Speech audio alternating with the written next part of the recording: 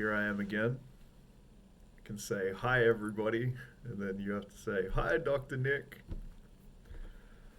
Um, so I'm likening myself to a charlatan uh, because I don't want to make it seem like I'm coming from some sort of place of higher theological insight or, God forbid, inspiration on this one.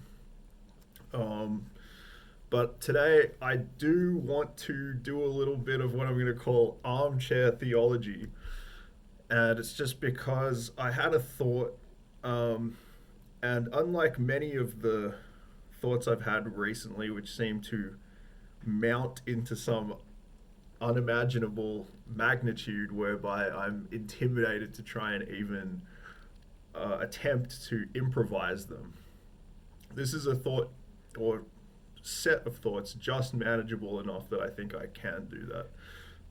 And it's appropriate that so I'm from you can see I'm from in a different from a different perspective, or you're seeing me from a different perspective than you have been up to this point. This is actually the same angle, or very similar anyway, probably from a video I did a while ago called "From One Emperor to Another." But in this instance, that was in the evening. In this instance, this is in the dwindling winter afternoon, but you can still see this kind of piercing light. There's the daylight and the lamp, the light fitting light as well, and they're both kind of beautifully radiant in their own ways. And that's appropriate because we are going to be talking a little bit about light, and even more appropriate, we're going to be talking about words, and we're going to be talking about the word. Okay, so that's why I'm calling it armchair theology, because I've been thinking a lot lately about whether we can really get closer to God using words.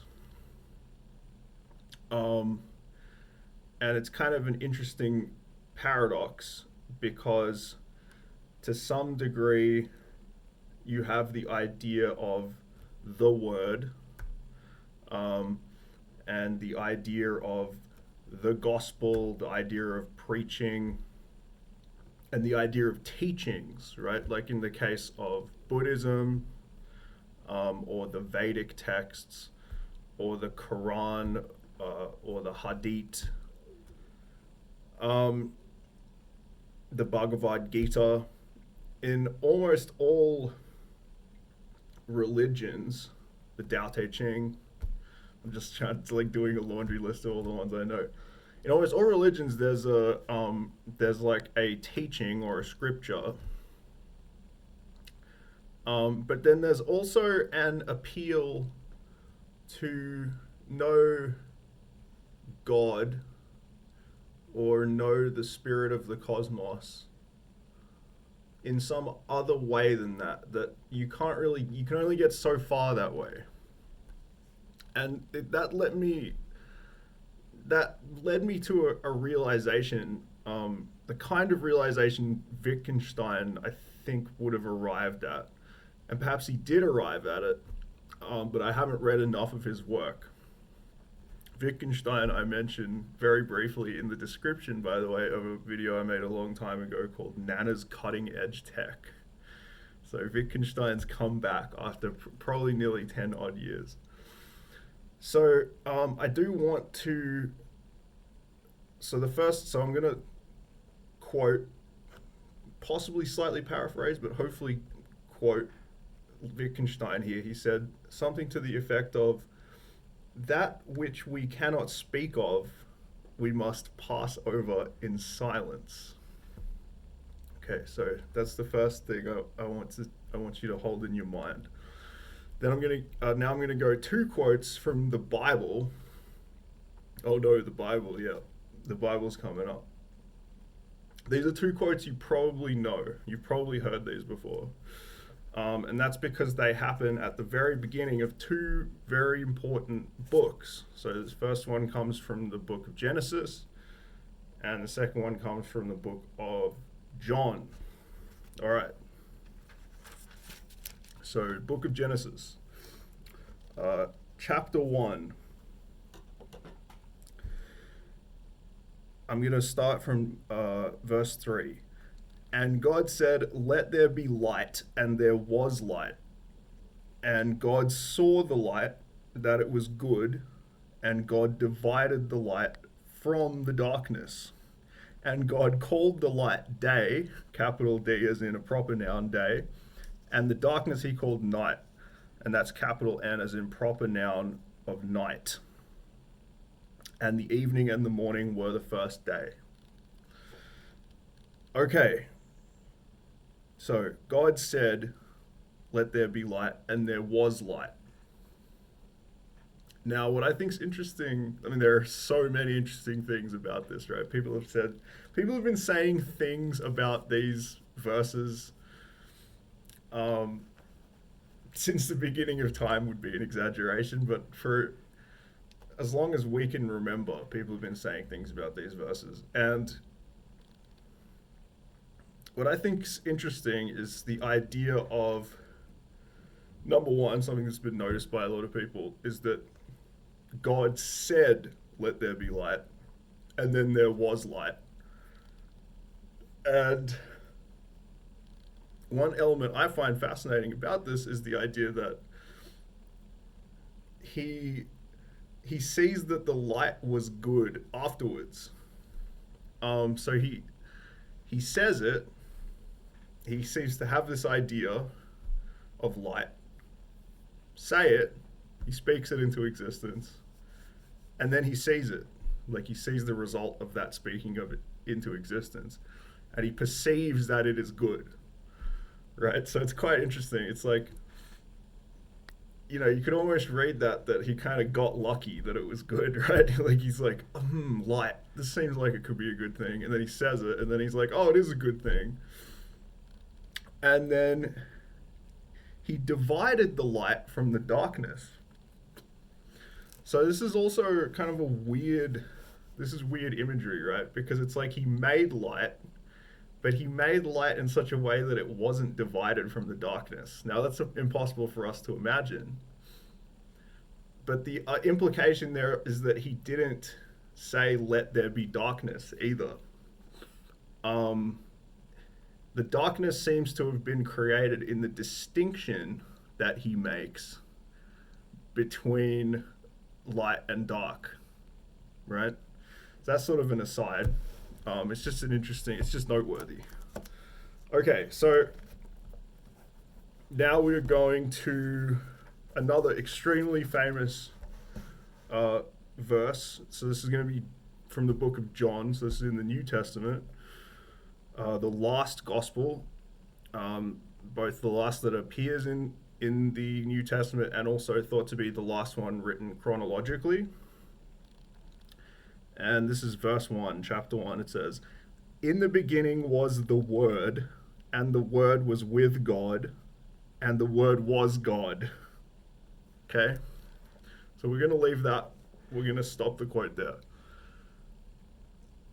In the beginning was the Word, and the Word was with God, and the Word was God. So this is where a lot of ideas about the Trinity come from. This verse was just a huge deal in terms of people trying to get their head around the whole, like, Jesus is God, Jesus existed from the beginning of creation along with God, etc., etc. But again, it's coming from the Greek word logos, so it's appealing to a Greek philosophical understanding that was extant at the time of its authorship.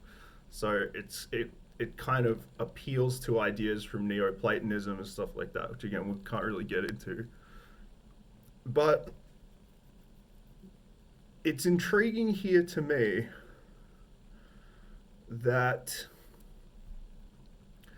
the way we interact with words, with semantics, is that they are necessarily abstractions, and that they necessarily prefigure, um, or there is always a thought that prefigures the words that are used to describe it. Okay, so that's why sometimes I get intimidated to make videos like this, because I can never really know for sure whether I'm going to be able to put into words what I'm thinking, because the thought exists before the words do. See that? So it's interesting, like when you have a conversation, it's not that you're pre-planning what you're going to say and then you're saying it. It's like you're bringing the thought into existence as you're saying it, as you're speaking whatever the words are. And its existence is being completed or like vindicated by the person listening. And this is all happening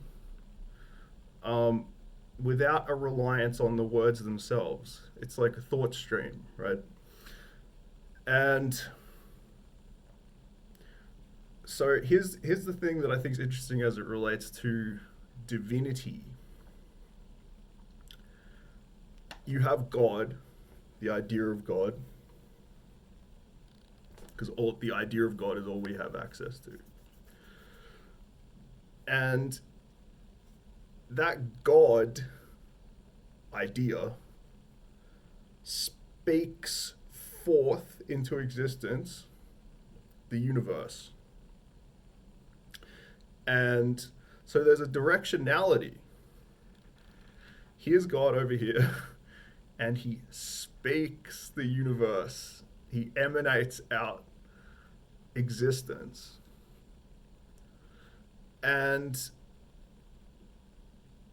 if you know this, let's say you know God, let's say you know the idea of God very well, or if you are really feeling bold, you can say you actually know God. Well, then again, you're coming from this position, you're close, you're in close proximity to him. So you can speak the words out in the direction of people who are further from God. But notice that the words are traveling in the opposite direction. So the words are moving away from God. And the more that you say, the more that you try to define him, make claims about him, all of that moves it further and further, or abstracts further and further from the real, right? So even from a secular viewpoint, or a pseudo-secular viewpoint, like Immanuel Kant, I don't want to make big claims about whether he did or did not believe in God, but let's say it's complicated, right? His relationship status with God on Facebook would have been it's complicated, like most Enlightenment philosophers. You have the real thing here, right? Like God is, you could say, supremely real. He's as real as it gets. And again, that's equally true in Hinduism. It's as true can be. And then there's this emanation out. And again, in the biblical account, there's this equivocation of the word, like semantics, in other words, and matter itself, like reality as an illusion, right? Which is, again, to use a Hindu term, would be Maya. So there's this kind of idea that words and matter both are illusions and abstractions from God. They nonetheless come from God, and you need to use them to get back. But there's a paradox, because you can't, because the more you use words, or indeed matter, to try and get to God, the further you move away. And again, we have the Tower of Babel analogy, right? Where you like try to build a tower to get up to God. and how that doesn't work, and actually how that's again in the biblical account, like that pisses him off. He's like, "What are you doing? What are you guys doing here?" Um, and I think it's very interesting that like Wittgenstein, um, and just really that whole train of thought, like the postmodern train of thought, that everything that we know about, everything that we think, is a construction of language, and language is not real. So, i.e., nothing is real, or like we can't really know if anything is real. Um, I think that that actually points to the same idea that there's actually a directionality, and so again, the irony is I'm talking about all of this stuff. So I think insofar as I can actually describe this, I've sort of come up against the hard limits. But I hope you can see that. I hope you can see that um, that using words is sort of a one-way street away from God. But nevertheless, those who are closer to God can use words like a signpost to those who are further away. But the trick is to not try and just like keep using words. See, words can point you in a direction, like a signpost, right? So the signpost analogy is very popular in semantics and linguistics. But they can't get you. You can't just use more. Like you can't just get more and more abstract. So this is a very. I think this is a very interesting paradox, and it's something, if you think about it, it's something that most religious and secular doctrines on the nature of reality actually agree on. Okay, I hope that that has brought you enlightenment. Get it? Um, I'm going to sign off now and hope to Sam Hell, um, and really hope to God that that this all worked and that this was not all in vain. All right then. Lots of love to you guys. I really mean that. And if you're watching this video, I'm currently at 9 subscribers. Get me to 10 subscribers so I can do a big crazy 10 subscriber special where I probably put on a party hat and do a little dance or something like that. All right, adios amigos. I will see you in the next one. I'm looking forward to it.